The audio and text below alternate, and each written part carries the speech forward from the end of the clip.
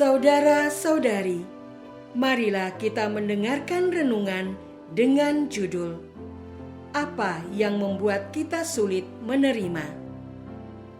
yang berdasarkan pada Injil Markus bab 6 ayat 20.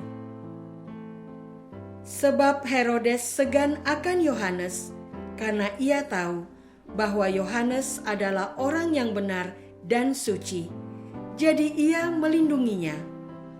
Tetapi apabila ia mendengarkan Yohanes, hatinya selalu terombang-ambing. Namun ia merasa senang juga mendengarkan dia. Dalam nama Bapa dan Putra dan Roh Kudus. Amin. Saudara-saudari terkasih dalam nama Tuhan Yesus Kristus. Sebab memang Herodeslah yang menyuruh orang menangkap Yohanes dan membelenggunya di penjara. Alasannya terkait dengan peristiwa Herodias, istri Filipus saudaranya, karena Herodes telah mengambilnya sebagai istri. Pada waktu itu, Yohanes menegur Herodes, "Tidak halal engkau mengambil istri saudaramu."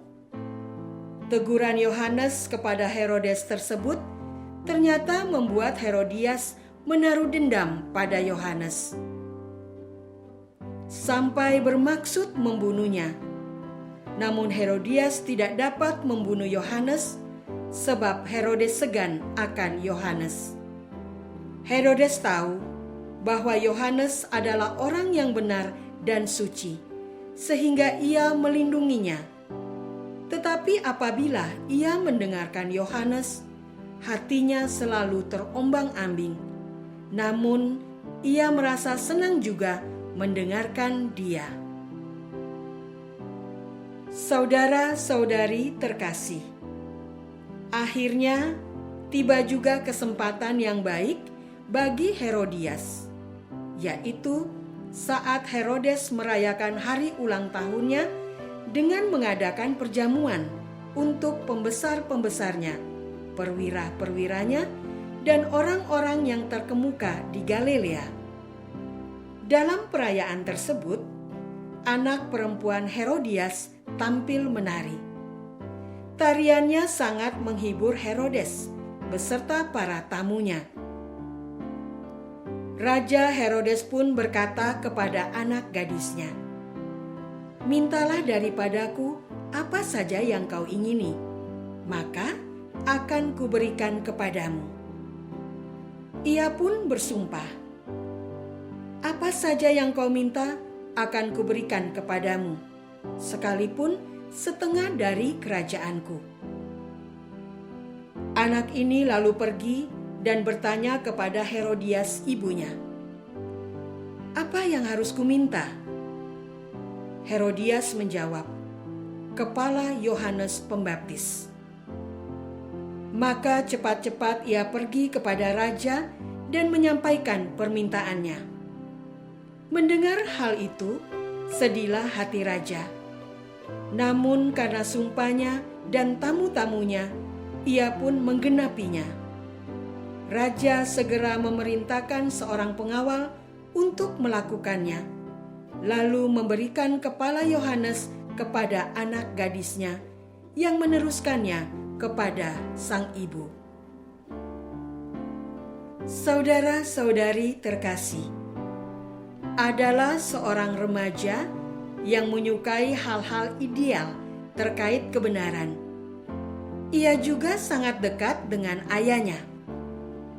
Pada suatu hari, seperti biasa, ia bercerita kepada ayahnya. Kali ini tentang kekagumannya kepada seorang guru yang menjunjung integritas dengan cara tegas bertindak sesuai ajarannya dalam menegakkan kebenaran. Namun, tidak seperti biasanya. Sore itu, sang ayah menyanggah ceritanya. Ayah berkata, "Guru itu baik, namun pada kenyataannya kebanyakan orang tidak bisa sepenuhnya melaksanakan ajaran kebenaran. Terlalu sempurna, malah membuatnya jadi kaku dan sulit memahami kesalahan orang lain. Hidupnya jadi tidak bahagia. Kalau ayah lebih suka menjadi orang yang biasa-biasa saja, tidak terlalu idealis, namun juga tidak berlaku sembarangan. Hidup ayah menjadi lebih berwarna dan menyenangkan. Tanggapan sang ayah ini berulang lagi ketika anaknya bercerita hal-hal serupa. Akhirnya, sang anak pun berhenti menceritakan kekagumannya akan integritas dari figur-figur otoritas yang menginspirasinya. Saudara-saudari terkasih, mengapa sang anak tidak lagi bercerita segala hal kepada ayahnya? Tanggapan sang ayah ternyata membuat ia merasa kecewa. Ia merasa tidak didukung oleh ayahnya.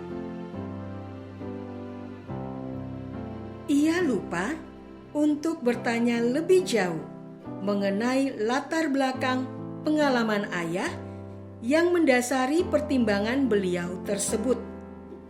Anak terlanjur fokus pada perasaan dirinya sendiri yang seperti ditolak oleh sang ayah. Beberapa tahun kemudian, ia mendapati ayahnya berselingkuh. Ia pun terpuruk dalam luka hati yang mendalam. Sosok yang menjadi panutan utamanya ternyata bertindak sangat tidak sepatutnya. Ia sangat marah. Batinnya berteriak, "Pantas saja ayah tidak suka dengan kekaguman saya pada tokoh berintegritas, karena dirinya sendiri tidak demikian."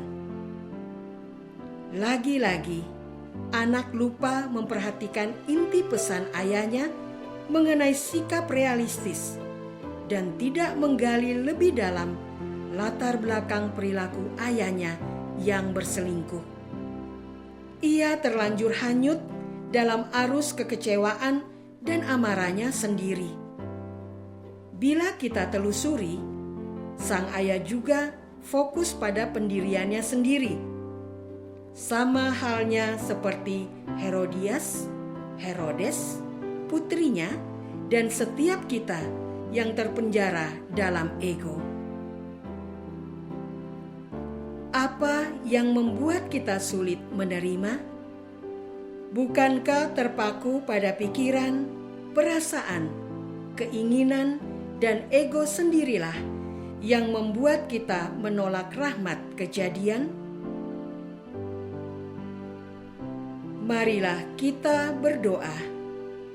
Tuhan Yesus, terima kasih karena Engkau menuntun kami untuk bercermin melalui firman pada hari ini. Kami sadar bahwa hampir setiap waktu kami terlalu fokus pada pikiran, perasaan, keinginan, dan ego kami sendiri. Kami tidak menaruh hormat atas rahmat kejadian terberi di hadapan kami. Kami tidak bersyukur penuh atas pemberian-Mu.